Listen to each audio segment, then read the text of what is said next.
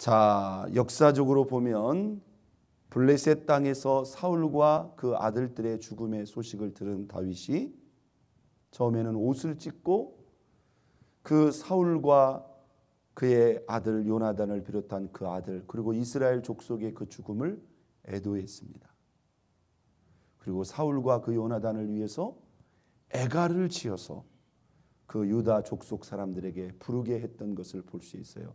여러분, 여기서 보면 다윗이 사울과 물론 요나단은 말할 것도 없겠지만 이 사울의 죽음에 대해서 다윗이 진심으로 안타까하며 또 애도했던 것을 우리가 확인할 수 있습니다. 여러분, 이게 다윗의 진심이었을까요? 진심이었을까요? 네, 진심이라는 것이에요. 여러분, 우리가 생각하기에는요, 다윗이 사울에게 당한 것을 생각하면 아주 못된 사람들은 북을 치며 꽹과리를 칠 수도 있겠는데 다윗은요, 그것을 슬퍼했다는 거예요. 여러분, 왜 그랬을까요? 저는 이게 다윗의 그릇이고 이게 다윗의 마음이지 않는가 생각을 해봅니다. 우리가 오늘 이 본문에 보면 다윗이 있잖아요. 사울이 죽은 것을 이제 확인하고 하나님께 여쭙습니다. 내가 유다 한 성읍으로 올라가리까? 하나님이 올라가라고 말합니다. 다윗이 또 묻습니다. 내가 유다 어디로 올라가리까? 헤브론으로 올라가라고 하나님이 그 지역을 정확하게 지명합니다. 그리고 그는 그 유다 땅으로 들어가서 그 유다 족속의 왕이 됩니다. 그런데 그가 유다 땅에 들어오자마자 제일 먼저 들은 소식이 있었어요. 그 소식이 뭘까요? 4절을 볼까요? 유다 사람들이 와서 거기서 다윗에게 기름을 부어 유다 족속의 왕으로 삼았더라. 그런데 어떤 사람들이 다윗에게 말합니다.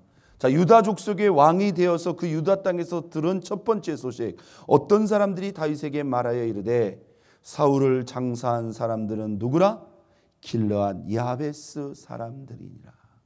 여러분, 다윗의 그 진심, 정말로 사울 왕의 죽음을 진심으로 가슴 아파하고 애도했다는 것을 여기서 다시 한번 확인할 수 있어요. 여러분, 이제 다윗은 혼자가 아닙니다. 비록 한 족속의 왕이지만 이스라엘 전체 지파 가운데서 가장 크고 강력한 족속이 바로 어떤 족속이에요? 유다 족속이에요. 이제 다윗은 안전합니다. 아직 나라를 다 통일하지는 못했지만 어떻게 보면 그 고생스럽고 힘든 도망자의 생활은 끝난 거죠. 그리고 유다 족속의 한 왕이 되었기 때문에 사실 다윗은 이제 강력한 왕권을 세우기 위한 그러한 준비의 시작이 된 거예요.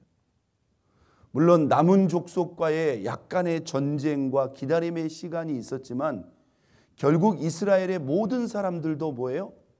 이 민족을 향한 이미 하나님의 섭리와 뜻을 다 알고 있었던 거예요. 나중에 아브넬이 모든 족속을 다윗에게 이끌게 되죠. 그런데 다윗이 무슨 소식을 들었다고요? 사울을 장사한 사람. 여러분, 사울의 시체가 어떻게 되어 있었죠? 블레셋 사람들이 이스라엘 진영에 가서 사울이 죽은 것, 그 아들들이 죽은 것을 알고 목을 베었어요. 갑옷을 벗겼어요. 그리고 그 시체를 블레셋 성벽에 못 박아버렸다. 시체를 거두는 과정에서 보면 사울뿐만 아니라 그 아들들의 시체까지도 조각조각 내어서 돌려보내기도 했고 그것을 성벽에 못 박아놨다. 근데 그 소식을 누가 들어요? 길르앗 야베스 사람들이 듣고 그 장사들이 어떻게 합니까? 밤새 달려가서 그 시체를 거두어다가 그들이 장사를 지내고 그 뼈를 나무 밑에 묻고 무려 7일을 금식하며 그들이 사울의 죽음을 애도했던 걸 볼 수 있어요. 여러분, 왜 길르앗 야베스 사람들이 사울의 이 시신에 대해서 이렇게까지 했을까요? 제가 잠시 나누었습니다마는 사울이 왕이 처음 되었을 때 첫 번째 일어난 전쟁이 바로 뭐예요? 동쪽에 있는 암몬과의 전쟁이었어요. 그 암몬과의 전쟁에서 가장 처음 전쟁을 직면해야 된 족속이 바로 누굽니까? 길르앗 야베스 사람들이에요. 전쟁 나면 제일 먼저 죽게 된 사람들이 길르앗 야베스 사람들이에요. 요단 동편에 있는 족속이죠. 이 사람들이 감당할 길이 없으니까 막 사울을 찾아가서 엉엉 웁니다. 그때 사울이 하나님의 신에 감동되어서 이스라엘 군사들을 소집했을 때 33만 명이 몰려들었고 그 군사들을 데리고 가서 암몬과의 전쟁을 대승으로 이끕니다. 그래서 길르앗 야베스 사람들을 그 전쟁으로부터 구원한 거예요. 이게 40년 전의 사건입니다. 물론 그 사이에 사울은 영적으로 완전히 변질되고 타락했고, 물론 그 사이에 나라와 민족을 위해서 한 것들도 있었지만 사실 그는 마지막 죽기 직전까지 뭐예요? 오히려 이 나라에 큰 고통과 아픔을 줬던 사람입니다. 여러분, 우리가 여기서 이런 생각을 해봤어요. 과거에 나에게 큰 은혜를 끼쳤는데 나중에 그 사람이 잘못됐어요. 변질됐어요. 그래서 오히려 나에게 현재의 관점에서 보면 고통과 아픔을 주는 사람이에요. 그런데 우리는 보통 과거의 일보다는 뭐예요? 현재와 최근의 일을 먼저 기억하는 경우가 많습니다.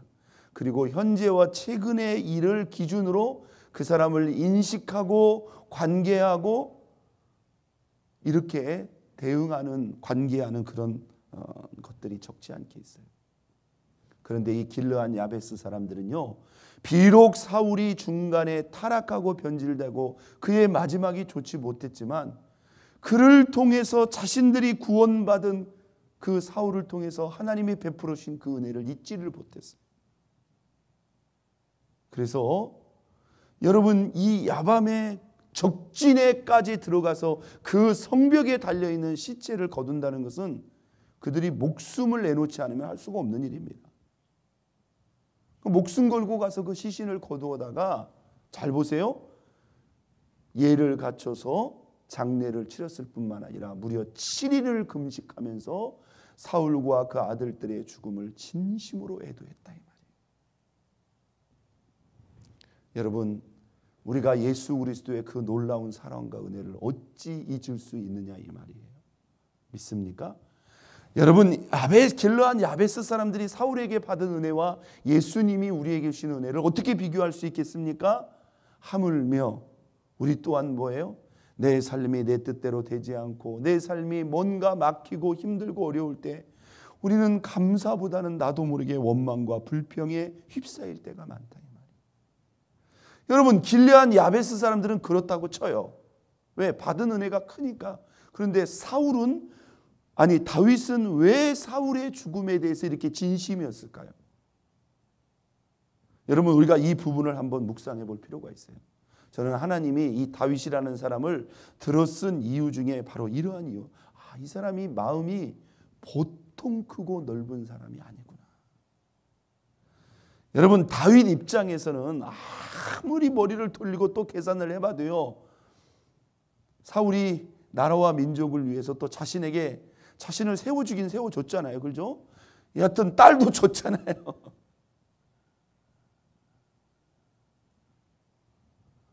그러나 자신에게 잘한 것보다 자신에게 잘못한 것이 수십 배가 아니라 수백 배 더 맞을 수도 있겠죠.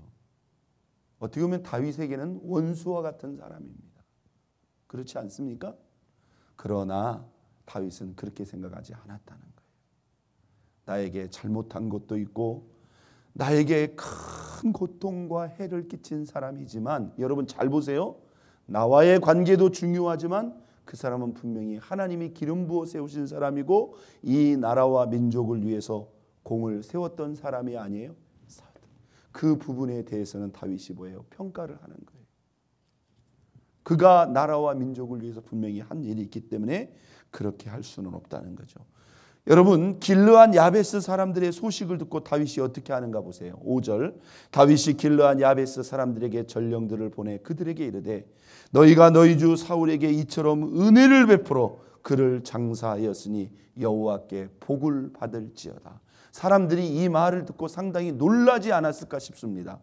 그 사람들이 있잖아요, 길르앗 야베스 사람들의 이야기를 다윗에게 말하면서 아마 그 사람들은 그렇게 기대했을지도 몰라요.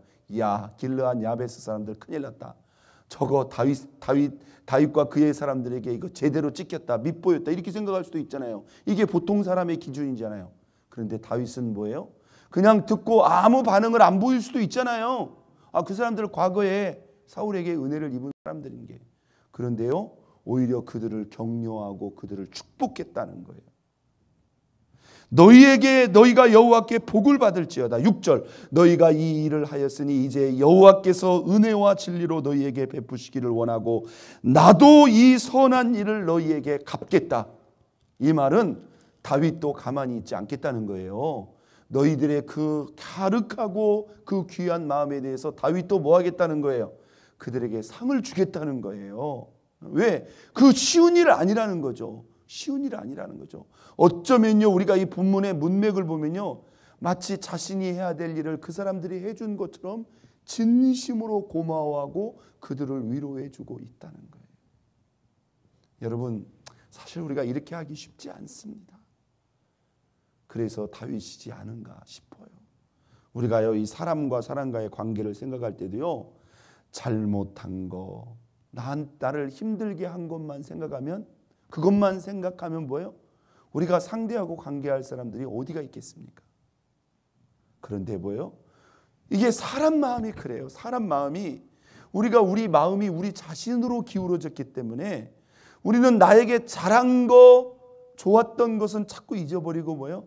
잘못한 것 위주로 생각하려고 하는 그런 경향이 있다, 이 말입니다. 여러분, 그러지 못한다 할지라도 뭐예요? 이것이 바로 우리가 하나님 앞에 가져야 될 넓은 마음이고 큰 마음이고 또 이해하고 용납하는 그러한 마음인 줄로 믿습니다. 7절 보세요. 이제 너희는 손을 강하게 하고 담대히 할지어다. 너희 주 사울이 죽었고 유다 족속이 내게 기름을 부어 그들의 왕으로 삼았느니라.